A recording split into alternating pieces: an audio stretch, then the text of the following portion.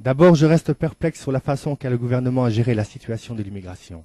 Laisser venir des citoyens du monde sans grande solution au final, ni pour eux ni pour nous, alors que nous rencontrons de graves problèmes extrémistes depuis plus d'une décennie, est à mon sens de la provocation doublée d'un manque de respect et de compréhension envers une pensée qui se radicalise. Dois-je rappeler le drame d'Anvers et M. De Winter toujours en place? Je pense qu'une amélioration des facilités pour intégrer notre société ne fera pas diminuer le sentiment général d'injustice que ressent et vit la plupart de nos concitoyens, qui donnent déjà pour l'Europe, l'Asie, le Moyen-Orient, l'Afrique, aussi pour l'aide sociale, l'impôt, les taxes et les amendes.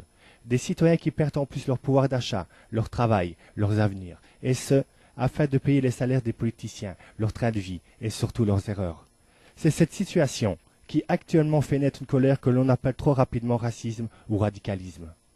De plus, les lois sur la facilité de gagner la nationalité belge via le mariage sont en train, elles aussi, de laisser leur lot de victimes, blessées dans leurs sentiments et surtout dans leur confiance. Car pour le profit d'une vie meilleure, certains s'embarrassent peu de celui qui a tenu la porte d'entrée, et qui, quand on y regarde de plus près, nous respectent autant qu'ils respectent leur propre communauté. Et donc, pour qui le gouvernement, face à la pauvreté du monde et ses dérives, laisse les victimes de cette minorité délinquante seules, et cela depuis des années, sans grande protection. Ce sont ces victimes qui poussent au radicalisme, car elles hurlent autour d'elles pour en prévenir d'autres. Et en ne la protégeant pas, l'État a laissé propager la méfiance envers une communauté tout entière, qui en son tour en devient victime. C'est cette minorité délinquante, et devant laquelle apparemment le politique ne peut rien, qui est un des dangers pour notre démocratie. Elle fâche ceux qui la subissent, salit nos citoyens du monde qui viennent avec leur courage et leur honnêteté, et donne une fois de plus raison à l'extrême droite.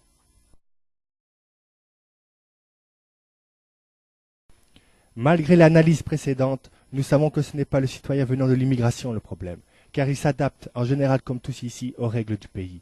Ce sont les politiques et leurs lois laxistes pour profit électoral qui radicalisent cette pensée, avec les critères qui la favorisent. 1. Les mauvais résultats politiques et leurs images, qui représentent l'échec. 2. L'immigration de masse et sa minorité délinquante qui amène méfiance et doute sur l'avenir. 3. Le manque de reconnaissance envers les communautés natives de ce pays et leur vexation sociale qui, elles, conduisent à la colère.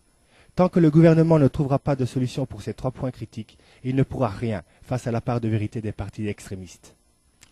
Et dire que les citoyens de cet électorat doivent voter intelligent ne l'est justement pas. C'est expliquer devant tous qu'ils réfléchissent comme des idiots, ce qui les renforce dans leur choix. Je tiens quand même à signaler à mon élite que même s'ils ne pensent pas ou plus comme elle, ce sont des citoyens belges, et qui en plus d'alimenter économiquement le système, donc vos salaires, ont suivi vos conseils, se rentrent aux urnes. Messieurs, vous ne savez rien de leur vie et des blessures qui les accompagnent pour vous permettre de les juger de la sorte. En fait, il n'y a pas de vote intelligent, mais bien ce qu'il manque pour le moment, de la politique éveillée.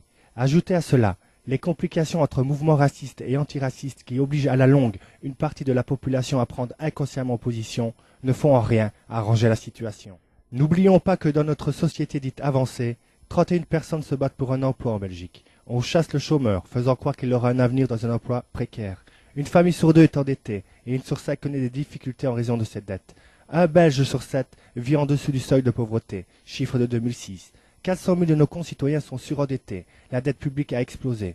Un enfant sur 5 sera pauvre. Avec le taux de suicide le plus élevé en Europe, surtout chez nos seniors, et au vu des problèmes sociaux actuels, comment voulez-vous qu'il n'y ait pas de communautarisme et de repli de part et d'autre des communautés appelées à vivre ensemble? En plus, vu les inégalités entre riches et pauvres, la puissance économique du secteur privé et bancaire sur le gouvernement, l'affairisme, le carriérisme, le partisanat, le clientélisme en politique, l'affaiblissement de la liberté d'expression, de la liberté d'action, des caméras partout, la construction de prisons pour un État carcéral, l'abandon de nombreux citoyens dans nos rues par l'État lui-même, les droits et les acquis sociaux perdus au fil du temps, le peuple qui n'est plus écouté et respecté. Ces constats nous poussent à se poser la question essentielle que personne ne veut se poser. L'extrême droite est-elle déjà au pouvoir? Je pense que diviser ou amoindrir le vote extrémiste n'est qu'une petite solution à court terme.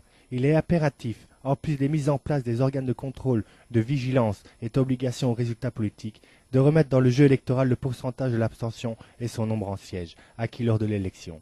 Étant issu d'une pensée démocratique, celle du citoyen et de sa sanction politique, elle doit donc revenir à un parti démocrate, qu'il soit majoritaire ou minoritaire, pour ainsi devenir un rempart utile face à la montée des extrémistes. La victoire acquise sur le politique lui sera donc remise avec négociation sur les propositions sociétales soulevées par les membres du mouvement abstentionniste. N'étant pas un élément de pouvoir, l'entièreté de ces sièges seront remis à une tête de liste d'un parti démocratique et unitaire, ayant reconnu au préalable l'abstention et son mouvement d'opinion, et ainsi de fait renforcer la démocratie.